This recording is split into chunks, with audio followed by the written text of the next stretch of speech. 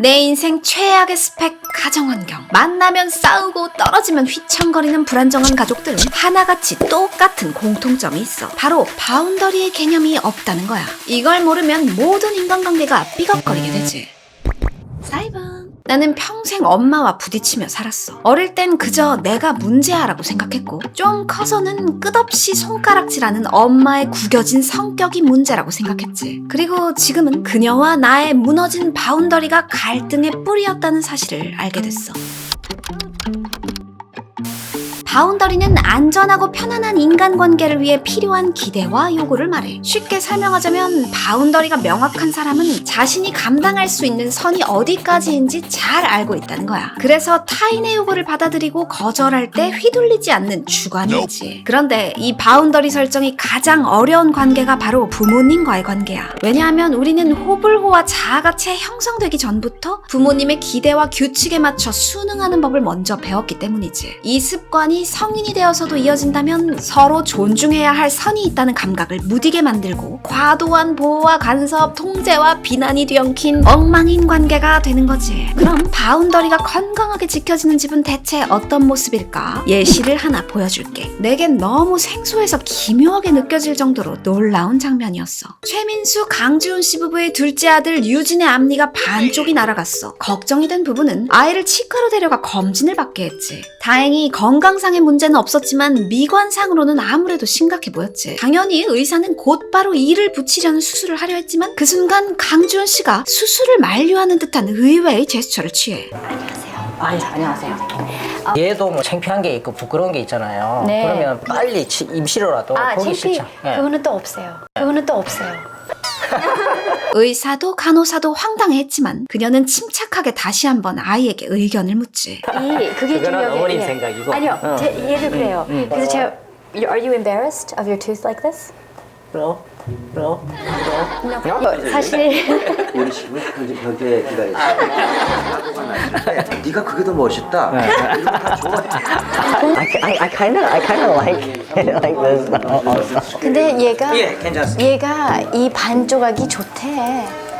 지금 반조각이 좋다는데 정말 변태네. 엄마 입장에서는 원래라면 빨리 치료를 해주고 이를 빨리 메꿔줘야 되는데요. 부러진 앞니가 멋있으니 그대로 두겠다는 아이의 황당한 결정을 수용해주는 모습을 보면서 적지 않은 충격을 받았어. 이건 나뿐만이 아니라 다른 시청자들도 비슷하게 느끼는 듯 보였지. 사실 이건 부모로서 결코 쉬운 결정이 아니야. 만약 내가 유진의 엄마라면 아이의 부러진 앞니를 볼 때마다 정상의 궤도에서 벗어난 것 같아 불편하고 성가셨을 것 같거든. 하지만 강준 씨는 자녀의 건강과 안전이라는 최소한의 범주는 지키면서도 아이가 자신의 취향과 선택대로 자유롭게 살아갈 권리를 존중하고 있어. 이 장면을 보면서 깨달았어. 화목함이란 모호한 경계 속에서 서로 뒤엉켜 죽으나 사나 함께 붙어 사는 것이 아니라 서로의 욕구와 선을 존중하는 것에서부터 시작되는구나 하고 말이야. 그렇다면 평생 서로에게 상처를 내며 산 부모님과도 이제 와서 건강한 바운더리를 다시 세울 수 있을까?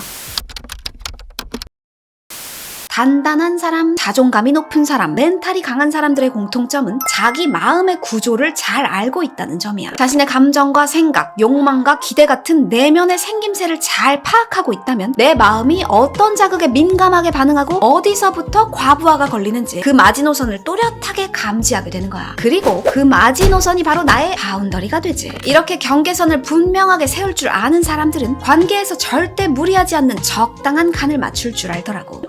이쯤에서 궁금한 점이 생길 거야. 저런 단단한 사람들처럼 내 마음의 구조를 아는 건 어떻게 가능할까? 가장 간단한 방법은 자신의 감정을 포착하는 것이야. 감정은 수시로 변하고 찰나에 지나가기 때문에 주의를 기울이지 않으면 금세 휘발되는 경우가 많아. 그래서 우리는 불편감이 오르는 순간을 포착하는 정서적 민감성을 길러야 해. 내가 긴장되는 순간 혹은 욱하고 화가 터지는 순간의 트리거가 무엇이었는지 나만의 데이터를 쌓는 거지. 이렇게 감정을 인지하는 훈련을 하다 보면 평소에 흘려넘겼을 일들이 거슬리고 불편하게 느껴질 거야. 그래서 내가 너무 예민해지는 건 아닌지 걱정이 될 수도 있지. 하지만 이건 예민해진 게 아니라 그동안 무심히 지나쳤던 마음의 연약한 지점을 비로소 알아차리기 시작했다는 거야. 지금껏 나조차도 보호해주지 않았던 약한 부분은 이리저리 쓸리며 이미 많이 상해 있는 상태일 거야. 그러니까 살짝만 건드려도 괴롭게 느껴지는 상태가 되었을지 모르지. 그래서 한동안은 불편한 감정이 자주 올라올 수 있어. 하지만 그 약한 부분을 이제라도 정성껏 보호해주다 보면 시간이 지날수록 아물고 더 이상 쉽게 자극받지 않는 단단한 살이 돋아나게 돼. 그러니까 내가 너무 예민한 건 아닐까 하고 걱정하지 않아도 돼. 자, 나의 한계치를 알게 되었다면 부모님에게 알려야겠지. 바운더리 설정의 첫 단계는 상대에게 명확하게 말로 전달하는 것이야. 가족들이 내 울타리를 더 이상 침범하지 못하도록 내가 원하는 바를 분명하고 단호하게 요구하는 거지. 예를 들면 이런 식이야. 저를 비난하는 말을 멈춰주세요. 그런 방식의 대화는 이어가고 싶지 않아요. 계속 하신다면 지금 바로 일어나겠습니다. 앞으로 내게 돈을 빌려달라고 하지 마세요.